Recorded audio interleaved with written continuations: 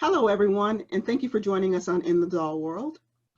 I am Tammy Fisher, and today I'm here with my beautiful co-host, Miss Georgette Taylor. Hey, everybody. Hello, Miss Georgette. And today our special guest is Gene Foote, and he is going to tell us about his journey as a doll collector and tell us some great stories about Barbie. Hello, Gene. Hey, welcome, Hi there. Gene. Hey, girls. Nice to Hi. see you. Nice Good to to see see you you too. too. Thank you for joining us today. I'm very excited about this. And we're Very excited good. to meet you. Yes. You were recommended by someone. Actually, we've heard about you over years. I've been hearing about you and I've been following you on Facebook. But Julian Kalinowski recommended you and said that you were one of the stars. Really? Yes. Well, yes. that's very sweet of Julie. I'm only a collector, but let's talk about that. In 1959, I had just done my first Broadway show, which closed on New Year's Eve, 1958, 1959, and I came back to New York out of work. Now, during the winter, it's very hard for performers to find jobs, but in the winter, there is something called the Toy Fair that happens in New York every February. Right. And so we all try to get those jobs because they pay very well. And at the end of the day, they always have tickets for Broadway shows for the salesmen. And if they have any left over, they give them to us. And Oh, we can nice. see Nice. Anyway, I was hired to demonstrate a toy for little boys called a safety saw, which was a little thing that had a little blade on it that hummed, and you could cut up styrofoam with it. Well, I was standing in my corner at the toy fair because in 1959, the entire toy fair only covered the 5th floor Oh, of wow. the toy building in New York. That's Wow. all it was. That was I mean, small. it was small. Yes. All the guys were talking about, have you seen the doll with the tits? Have you seen the doll with the tits? And I thought, what in the world are they talking about? So one of the gentlemen came to my table and I did my little spiel for him and tried to sell him my little toy.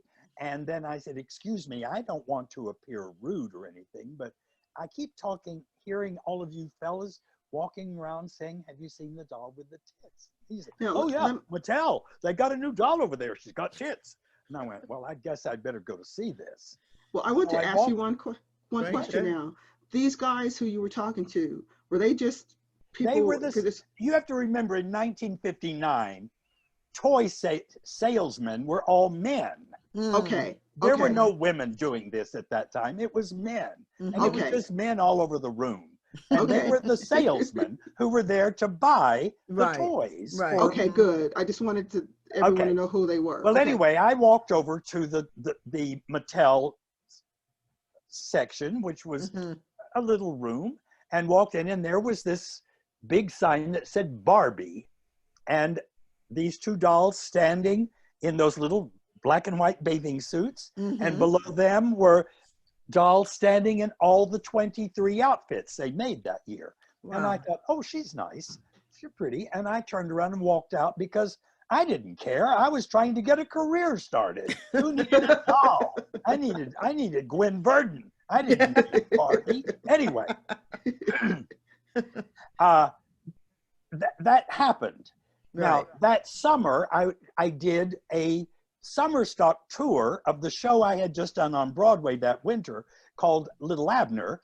And in that cast was a woman who had a little girl who was 4 years old. Her name was Jacqueline.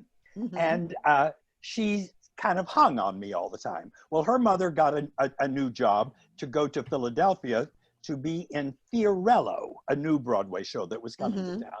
And so Jacqueline came to stay with me for 4 weeks because her father traveled all over the world on business. So Jacqueline and she came to my house. Anyway, I was very chic when I was a kid, and I would not allow paper napkins in my house, only cloth napkins.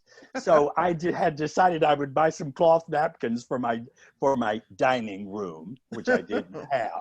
Anyway, we went there, and Jacqueline was hanging tagging along behind me on 14th Street, and we went to Klein's on the Square, which was an old department store in New York. And on the first floor, as you know, when you go through the handbags and the jewelry and the makeup, it's all to capture you women. And I was headed for the housewares, which was up on the second or third floor, wherever it was. And all of a sudden I heard Jacqueline scream behind me, "Ah!"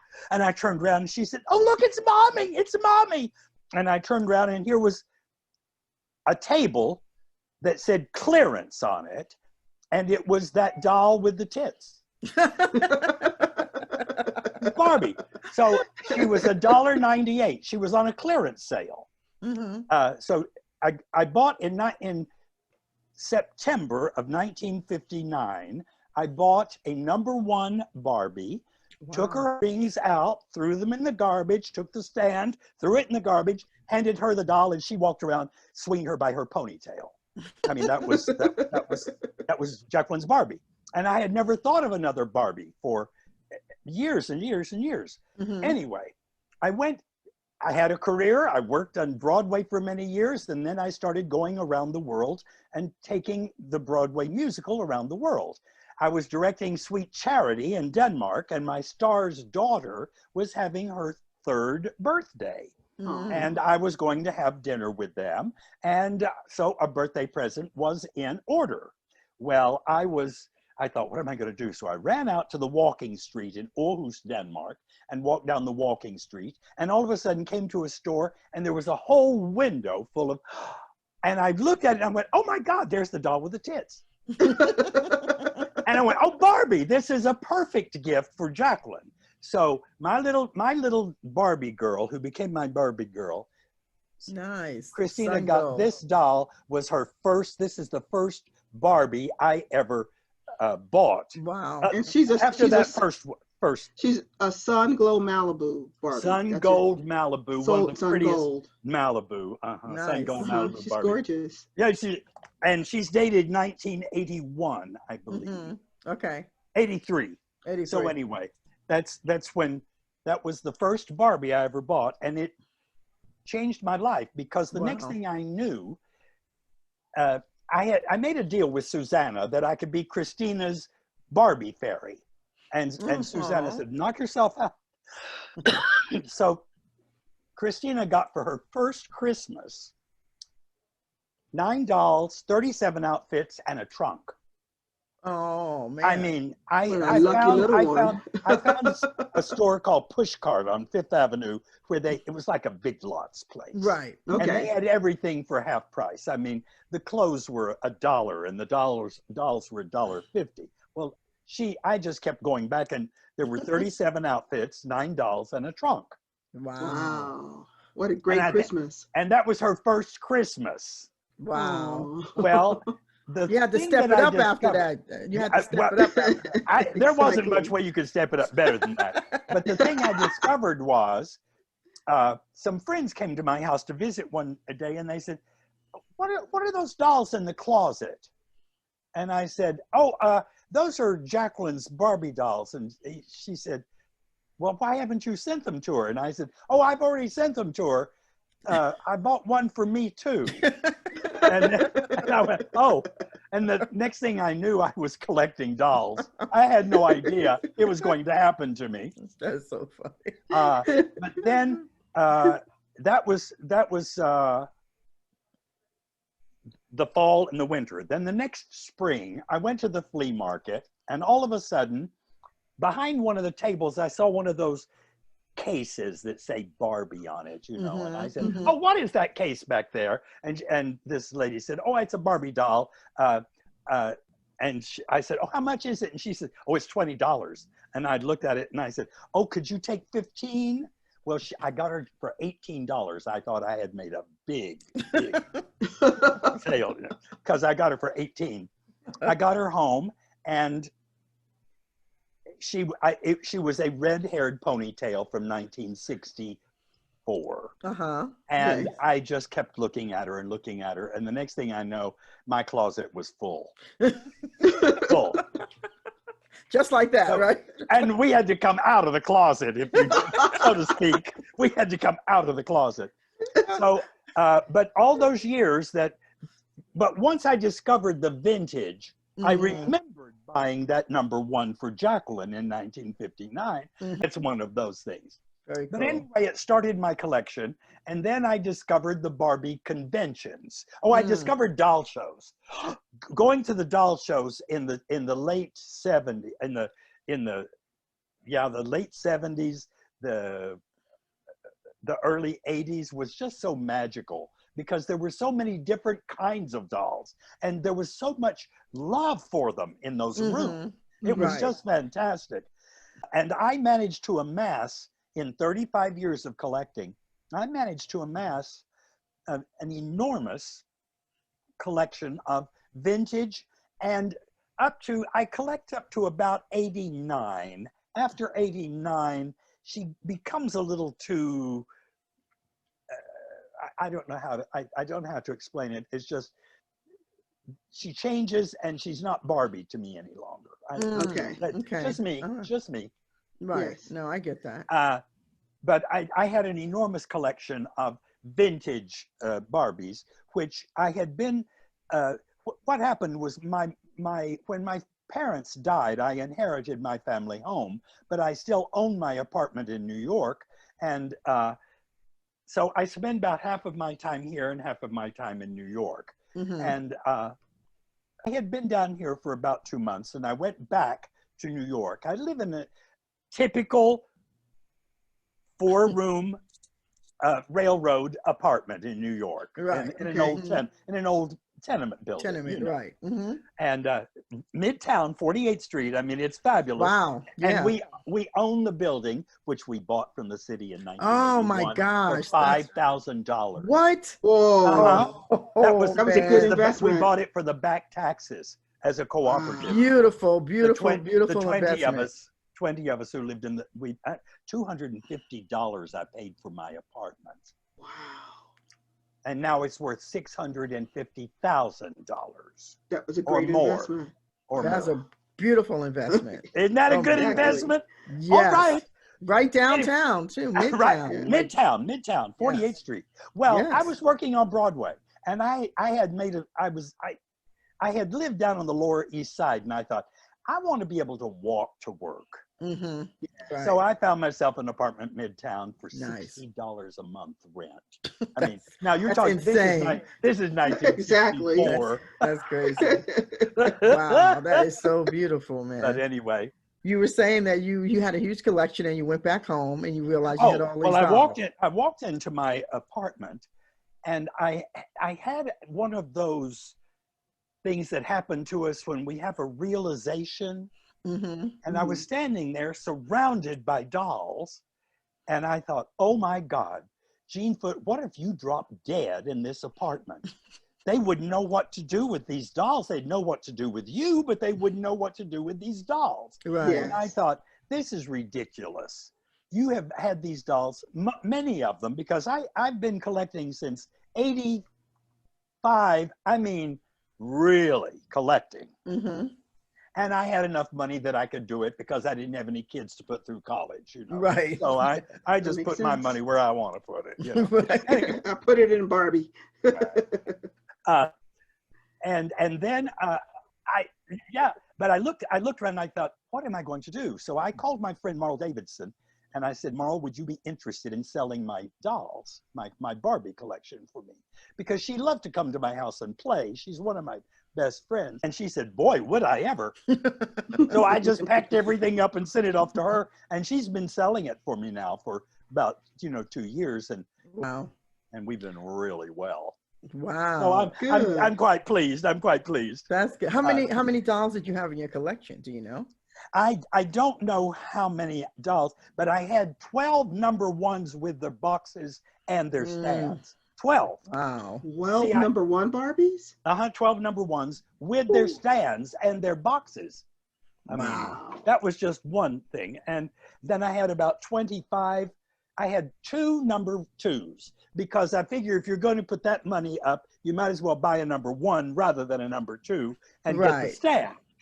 Right. Because one of my favorite things ever that they made for Barbie was that number 1 stand. Okay. She stands Okay. up by herself. She doesn't need anything under her arms, around her waist, Right. doesn't screw up her clothes. She just looks Right. gorgeous. So So is that the flat stand where you sit, where you with put the two feet in prongs, the two prongs, and the feet fit down over the prongs. Okay. They reintroduced her. Do you remember a series of dolls called the Holiday Hostess dolls? I don't know them. There was one for I don't remember Thanksgiving, that. one for Christmas, one for Valentine's Day, and they were all modern dolls, but they all had the number one stand. They were all Barbie dolls. All number one, dolls. all Barbies, yes. And Yes. for me, that is one of the most beautiful things that was ever invented for a doll, is a stand that she stands on that you can't see how she's standing. Right. To me, that's the magic of a stand. Yeah. Okay. And that's Lily cool. has the same kind of stand, but not exactly. But the number one stand for Barbie. I wanted to know if you kept a certain amount of dolls for yourself out of the collection before you sold everything. No. Okay. 4 or 5. Okay. Maybe. No, I decided if I was going to do this, I just had to let them go. Okay. Because I do have another collection of dolls. I have my Lily dolls. Okay. And but that once I got everything that I wanted of Barbies, they were all packed away in boxes, and they were in my closets and put away. Because that's the hard thing about collecting. I mean, being a doll collector, the hard thing is finding out how to display your dolls so it doesn't look like a junk room. I mean, because we can't buy just one. Doll collectors, there are 5. I gotta have all 5 of them. Well, surely you must go through some certainly of that. understand. Well, really, understand. Tammy would know more than me. She is I'm the one who the major collector. That's right. Who has bought my last doll probably 50 times. So one last doll. That's wonderful. That is Tammy. Yes. So no, I can relate to that. One of the things that you said that was really important as a doll collector is when you were talking about, if I were to die today, what would happen to my collection? And as a doll seller, I have run into a number of people who have inherited somebody's doll collection. And sometimes people bought these dolls like for their grandchildren or whatever. Sure. And they have 400 dolls. And the person who inherits these dolls has no clue what to do with them. They don't know that they're valuable. A Barbie number 1 looks like a Barbie 2,550. They all look the same to somebody who doesn't. Of course, collect dolls. And so it's important that's something that all of us as doll collectors, I think, should think about. What happens if you die? Because we're all going to go home some point, Really? So what happens if you die tomorrow? How much of a burden have you left on those who already have to take care of your body? And the rest of your things. Right. What do they do with these dolls? So it's important for those of us who own dolls to have like a spreadsheet or something so that people understand which dolls have value, or something like that. Because if not, your number 1 Barbie gets donated to the Goodwill just like number 257. Sure. They don't know any difference. And so your person is giving away their part of their inheritance. That's true. So that was a smart move to say, okay, I'm going to sell these, because you can. Well, I mean, I just got to a point where truthfully, Barbie was no longer my main interest. Lily had become my main interest because I was trying to find Lily things, which is even more difficult to find than Barbie, because she was made for such a short period of time, etc. I don't know. I loved my dolls so much. I really loved them that I wanted the enjoyment of seeing other people enjoying them. And that sounds a little selfish in a way, but that's beautiful. I just thought this is something that I've done with a lot of care. I've picked very specific dolls. And I was always told by my friends when I would show them a doll, they say, you have such an eye for a face. Mm-hmm. You know, a pretty, you know, because someone says, oh, all Barbies are beautiful. No, all Barbies are not beautiful. They look different. I'm sorry. Most of them are. But there comes a time when a little girl has put makeup on that mouth one too many times and tried to take it off. And now the lips are gone. I mean, and so now you have to talk about repainting dolls, restoring dolls, rerouting dolls. I don't mind cleaning a doll and resetting her ponytail if she is a ponytail. The ponytail and the swirl ponytail of the Barbies are the two most difficult to recreate. The American girls and the others, you can sort of just recreate them in the vintage world. Those dolls that get up there that become all hair later, I don't know what to do with those dolls at all. I just keep them in the box, you know. But I mean, I was collecting before that little boy invented NRFB, you know. I was collecting a long time before that. You know, it was a 10-year-old boy who coined. I didn't know that. Oh, do you know that? And he collects model cars. Okay. And he said, oh, but the value in them is if they're NRFB. And the guy said, what's NRFB? And he said, never removed from box, this little boy said. Yeah. And it became something that went all over the world and has gone into the doll world everywhere now. Wow. That was the first time we heard about it, this little boy that was collected model cars. But it was cool. Very important that they're NRFB. Yes. that was where that actually came from. Wow. I didn't know that. I know that. Yeah. That's a good one. Yeah. I'm full of useless trivia, girls. You know what?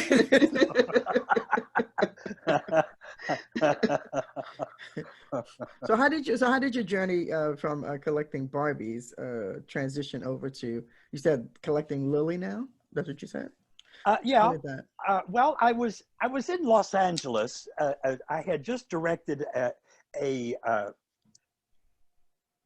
industrial show, as we call it in the business. It was for Univac, actually, was the name of the product. But hey, I was in Los Angeles, and I was walking down Montrose, or whatever that street is, that street is in Hollywood, where all the little antique and collectible stores are. I can't remember what the name of it is.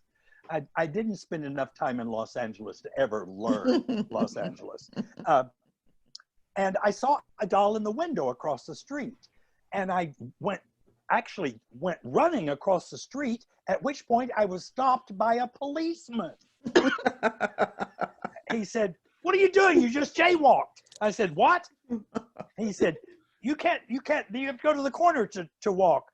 And he was about to give me a ticket. And I said, "Oh, but I don't live here." He said, "Well, where do you live?" And I said, "In New York." And he said, "Well, maybe you should go back where you came from if you can't learn to walk across our street." Anyway, I was so worried about that doll in the window. All I wanted to do was get away from him. But anyway, I got away and went running into the store. And I said, "Oh, can I see that Barbie in the window?" And this lady looked at me and she says, "That, sir, is not a Barbie. That is a Lilli." And I went, "Oh, well, can I see the Lilli?" Whatever her name is, can I see her? And she brought her over to me, and I looked at her, and the moment that I picked her up, had her in my hands, I just said, "I want this doll." And so I bought her. She stuck her in a brown paper bag, and I went running out of the store real fast. The corner. Did you go to the corner and cross the street? I went to the corner. And I ran around the building that time and stopped and looked to see what that doll was.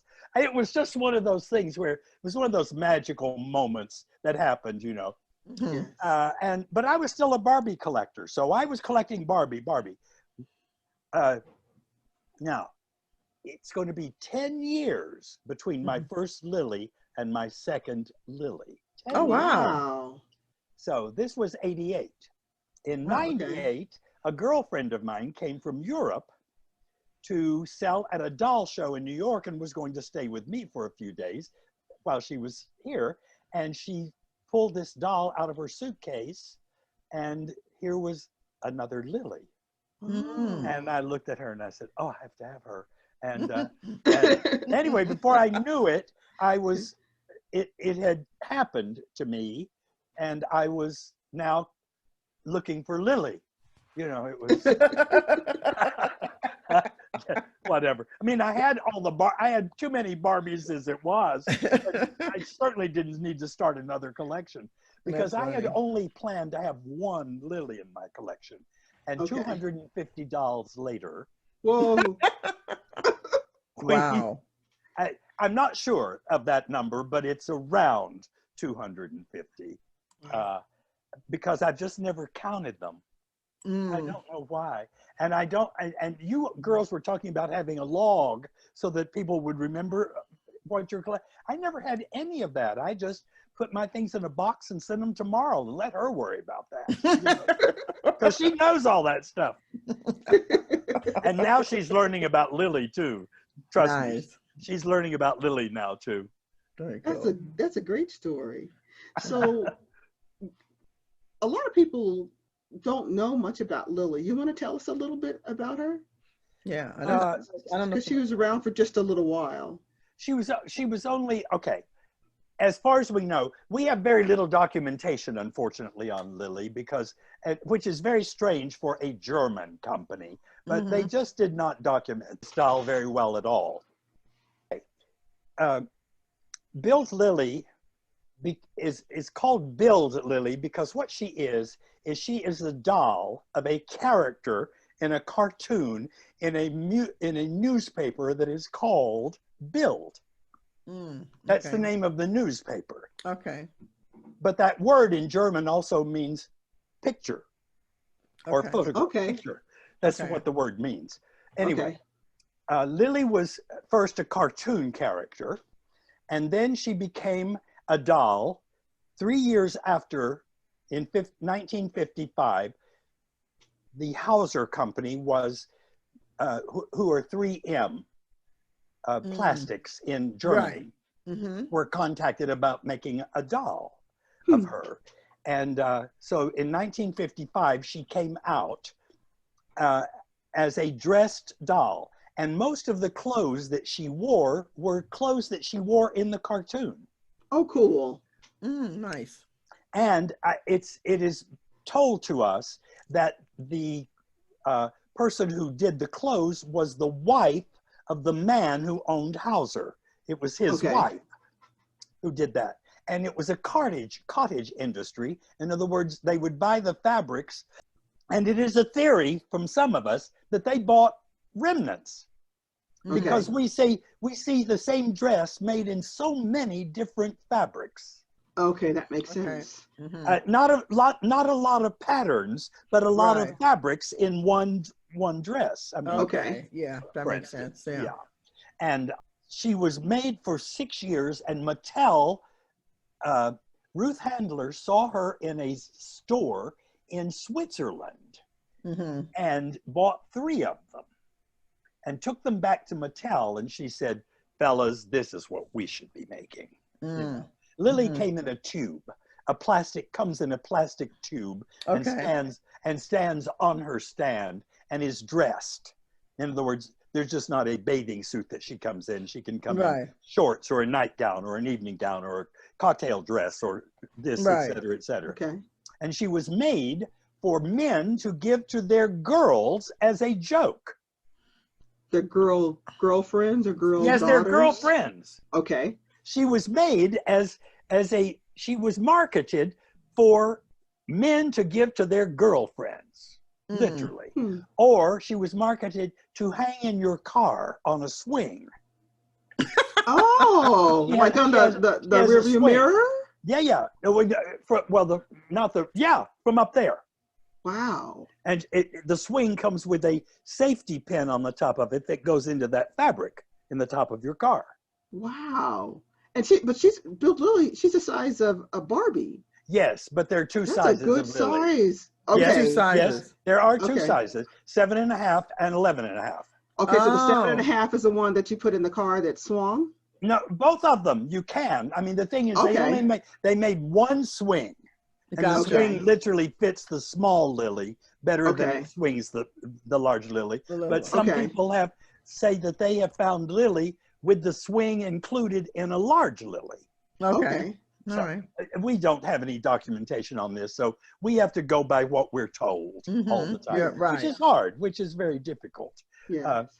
But in 1961, we know that in 1961, Mattel bought the rights to Lily, and they had to stop manufacturing them. Okay. Who did? Hauser. Hauser did. Okay. Had to Okay. stop manufacturing because Mattel bought the rights to Lily. Okay. So the Lily name, I don't know exactly how this worked, but Hauser sold their molds to Marks in Hong Kong. Oh, that's where there's so many clones. Lilies come from because they are not Lily, but they were made from the Bild Lilli molds out of different plastic in Hong Kong. Okay, and they're called what now? Well, we call them Hong Kong lilies. Hong Kong lilies. They were Alice. Okay. They were Betty. They were right. Brenda. Okay. They were not Barbie. Right. Okay. Right. And most of them are very cheap plastic. Okay. Right. And pretty cheap dolls. And unfortunately, most of them look like they would eat their young. No.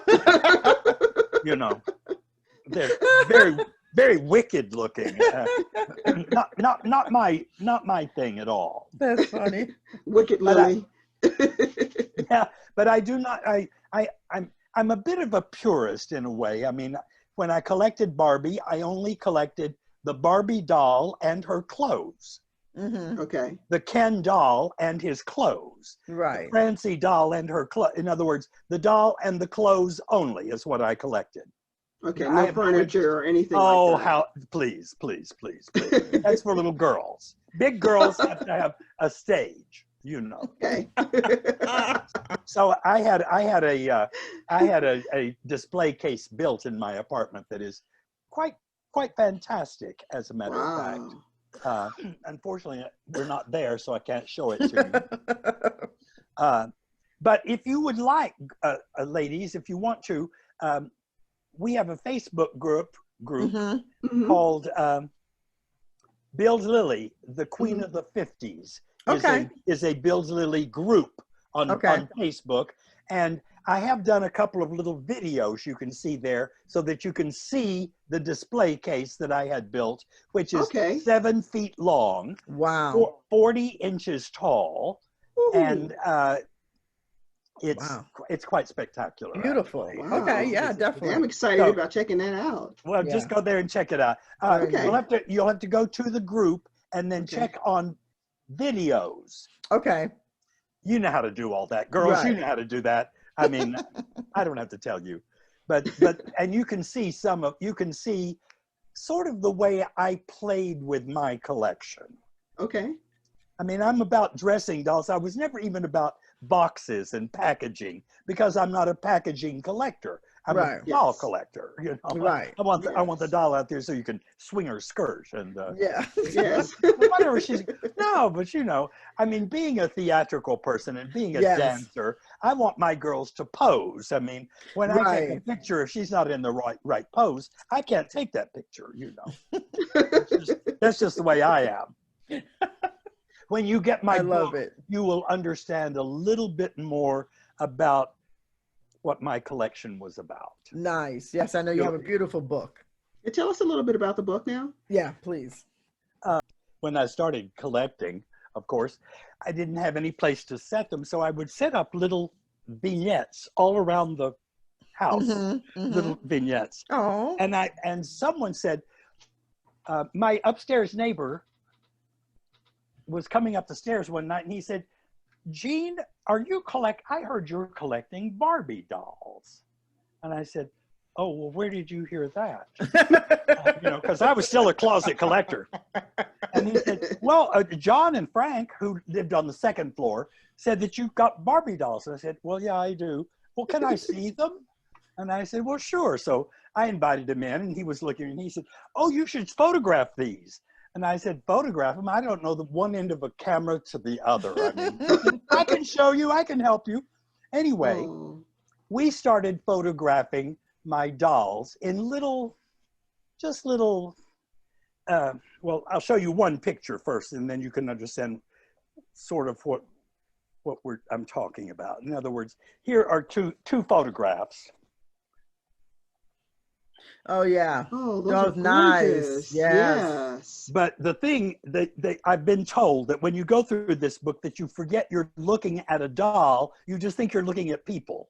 Nice. As you go through the book. That's anyway, this is my book. Oh, I'm so excited. For the Love of a Doll. Yes. By Jean Foote and with Les Carr. Nice. Les Carr was the photographer who, nice. And unfortunately, we had worked on this. Well, I had taken the pictures with me to Denmark. Christina came to have pizza with me and spend the night one night so her mom and dad could go out and party a little. And so I said, oh, Christina, let me show you the pictures of my dolls. And so I was showing her the pictures, and she looked at me and she said, well, what's the story? And I said, what do you mean? She said, well, what's the story? And I started telling her a story about a girl named Barbie who became an American icon. Okay. And she just sat there listening to this story. So I came back to New York and I said, Les, I think maybe we're on to something now. Because Christina says, tell me the story. So I started writing a story, and it's still just from 59 to 89 is where the book ends. Wow. Okay. When she becomes a collectible. Oh, nice. It's like that. So it's a story of a girl named Barbie, right. and it's written very simply, and there's just one picture on each page in this. Okay. And beautiful. It's a big coffee table glamour book. So what size is it? It's taller than Barbie. It's 12 and a half inches. Okay. It's a tall book. Yes. That's a nice book. It's a coffee table book. So yeah, she's almost life size on this. Oh, okay. Nice. She's almost. I love it. It's a beautiful book. It's a beautiful. It is, and I had it printed in New York City. Nice. Wonderful. Because I had seen a lot of the books that people have done, and the color wasn't good in many of them, or the this or that. And I just thought, no, I want to be able to have some control over this. So anyway, I got busy on this, and I wrote this book, and nice. And I love it. That's what happened. So, do you have any more? Like, are you selling the book, or yeah, it's a limited edition of 2,000, and I've sold about 1,000 of them. Okay. And there's still about 1,000 left, I think. Okay. So but it took 15 years to do this book, because unfortunately what happened was, I went away one time, and my friend Les was diabetic. Okay. And he did something stupid and went into a diabetic coma and died on me while I was out of the country.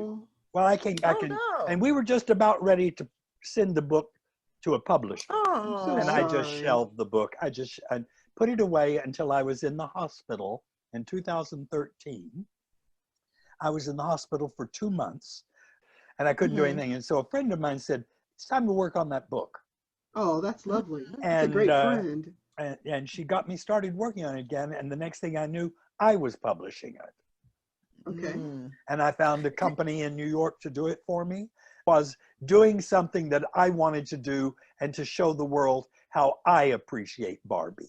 Yeah. Right. And so it's a passion project. It's just like Georgette and I and our show at the point where we are now. Oh, exactly. So we understand that you can have so much love and so much enjoyment from something, your passion project, that you do it for the love. Well, this book was a passion project for me. I will say that, and I'm not upset with how much I put into it. Anything. Right. I'm just yes. And the people who have it, I'm gonna love it. Tell me how much they love it. I'm gonna love it. Yes. Did you had you thought about, like, when you were thinking about, did you put it like a, I guess, I don't know what they call it, but like a note in there, you know, about your journey. A forward? With your friend, The forward. There's a lesson there. Oh yes. Oh no. There's the whole story about how the book happened. Nice. And Okay, cool. that's really why it's called For the Love of a Doll, because Yeah. it really should be called A Doll's Life. Okay. Really. But we thought For the Love of a Doll was Yes. just something more personal. Yeah, Yes. exactly. That's really neat. I love it. Yes. I mean, it's funny. I know that Barbie is a girl's toy, but some of the most avid collectors that I know of this are men. Yes. You know, In the doll world, and we found that also with creators. With Oh, creators, I see men, and it's just with doll full artists, of men. yes, well, yeah. Yes. Yeah. Lots of men in this industry. Oh, It yeah. really is. Profession and collecting, however. Well, I mean, now that theaters, Madame there's lots of Alexander's men. gone, it's all men. I mean, Robert That's Todd. true. I There's mean, a lot of, it's all those guys are designing now. I mean, we Yes. don't have Carol any longer at Mattel, and I think most of the important designers at Mattel are men now.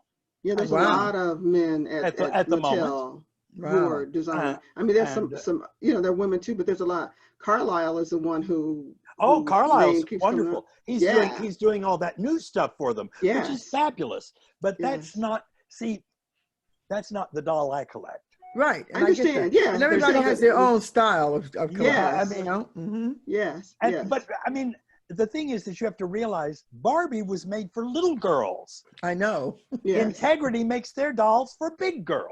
Yeah. Yes. I mean, they do. And you make your doll for a big girl, not Right. for little girls. Right. Yeah. Although right. little girls are going to love her too, because Yes. that's why Lilli happened, was because little girls discovered her Yes. in the stores and they wanted her.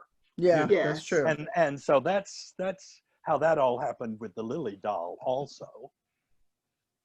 Yes. And with Lilli, you were saying before that it was odd that as a German company, there was They no. did not document her very well. We can't find out very much information. By the time people wanted to know about the doll, the people who had worked on her had mostly died, Okay. or the man who was still the lead that was one of their biggest interviews, he had Alzheimer's. Oh, okay. Okay. The man who Yeah. owned the company. Right. Okay. And but you have to remember that most of the people that were working there are gone now.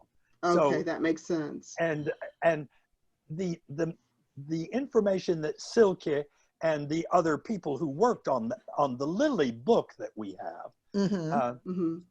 they just basically found out things from each other and from having the dolls and having this Right. and doing Okay. that. Okay, that makes Because sense. it's Okay. very hard. I mean, luckily, Barbie is being much better documented now, of course.